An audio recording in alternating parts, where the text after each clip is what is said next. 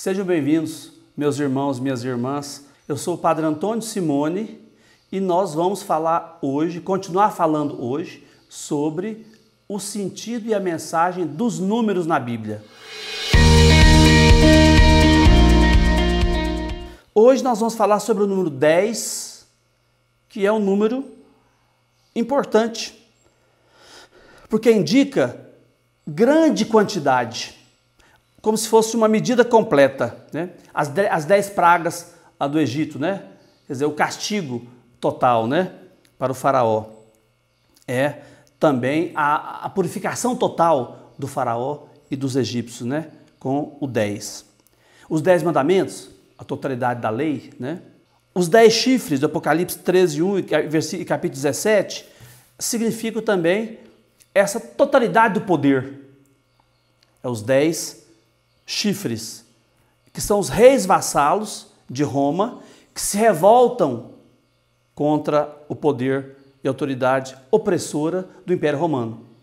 São os 10 chifres, os 10 reis vassalos do Império Romano.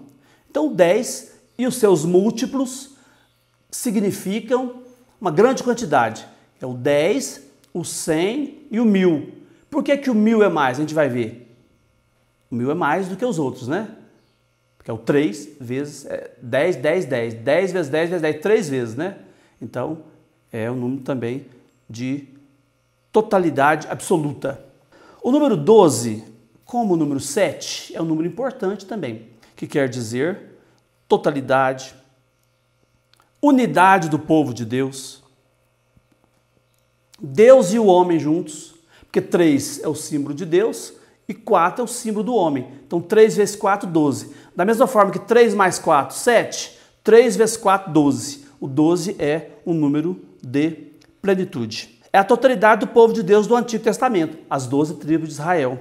É a totalidade também do povo do Novo Testamento, os 12 apóstolos.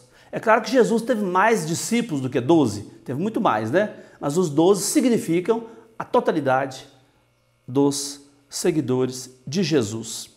As 12 tribos de Israel, do povo eleito, está no texto do Êxodo 28, 21, Êxodo capítulo 28, versículo 21, as pedras do peitoral do sumo sacerdote corresponderão aos nomes dos filhos de Israel.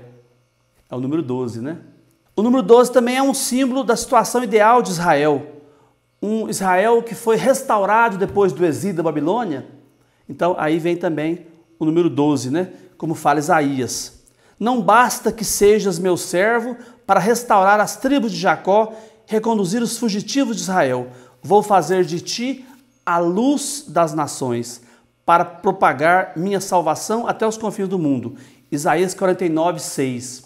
É uma projeção ideal do povo de Deus, né?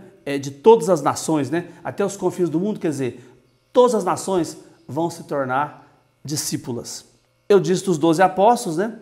Os 12 cestos de pães que sobraram na multiplicação dos pães, em Mateus capítulo 6, versículo 43. Desculpa, em Marcos capítulo 6, versículo 43. E em Mateus capítulo 14, versículo 20b. O 20b quer dizer a segunda parte do versículo. O 12, de novo. 12 cestos de pão. A sobra de quem partilha. Se houver partilha, vai ter pão para todo mundo. Já o número 11, ó, para você ver, não chega a ser 12, né? O número 11 é a comunidade cristã que, excluído o antigo Israel, que é o Judas, né? O antigo Israel, que rejeitou o Messias. Então, por isso que os apóstolos tiveram que eleger o número 12, que foi Matias.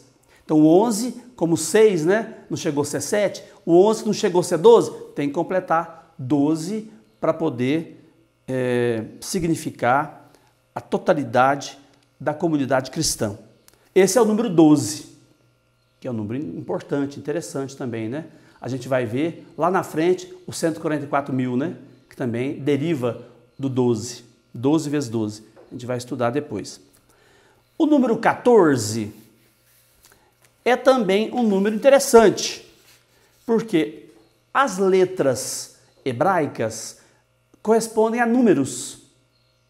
É o que a gente chama de gematria. As letras hebraicas têm um número. Aleph, Bet, Gimel, Tet, Zain, Ain. Tem um número correspondente. O número 14 é a soma das letras do nome de Davi. David. O D, o W e o D, né? São as 3 letras do nome de Davi. E elas têm um valor simbólico, né? Que é o D vale 4, o W vale 6 e o D vale 4.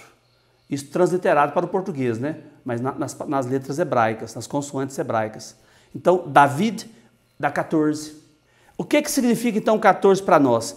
Em Mateus capítulo 1, versículo 2 e 16. São 3 gerações na genealogia de Jesus, são 3 gerações de 14. 14, 14, 14. Aí chega em Jesus. Se 3 é o máximo, né? E 14 é o número de Davi, Jesus é o máximo Davi. Jesus é o Davi perfeito, o Davi que nós esperávamos, né? O Jesus, filho de Davi, Hosana ao filho de Davi. Então, Jesus está lá no final da geração 14, da terceira geração 14.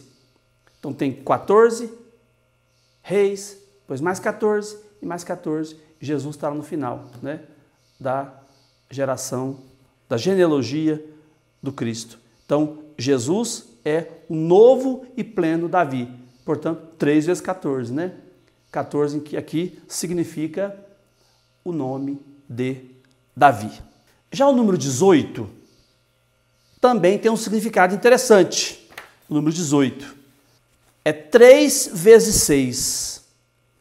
3 é o máximo, né? 6 é a imperfeição, né? Então seria o máximo da imperfeição. A imperfeição do povo de Deus, né? A imperfeição da religião judaica, né? É símbolo daquilo que não chegou à plenitude, onde o povo não cresceu, o esforço para a plenitude foi frustrado, porque o povo aceitou os valores da religião judaica, então, que são valores para nós cristãos insuficientes. Então, é o 18, é o texto do capítulo 13 de Lucas, versículo de 10 a 17, né? O 3 vezes 6, é só você ir lá ler direitinho o texto que você vai entender, né? Lucas 13, versículos 10 e 17. 3 vezes 6, trabalha a semana inteira durante a vida toda. Lucas 13, 11. Capítulo 13, versículo 11, né? Trabalha a semana inteira, que é o 6. A semana tem 6 dias, né? O 3 quer dizer a totalidade da semana, né? Ou seja, trabalha a vida toda. É o 3 vezes 6, né? 3, 6, 18, né? Interessante a simbologia do 18. No texto de João 17, que é o texto da oração sacerdotal de Jesus, tem a palavra mundo. Essa palavra mundo aparece 18 vezes, 3 vezes 6. Mundo é símbolo do mal em João. Eu venci o mundo, Jesus fala, né?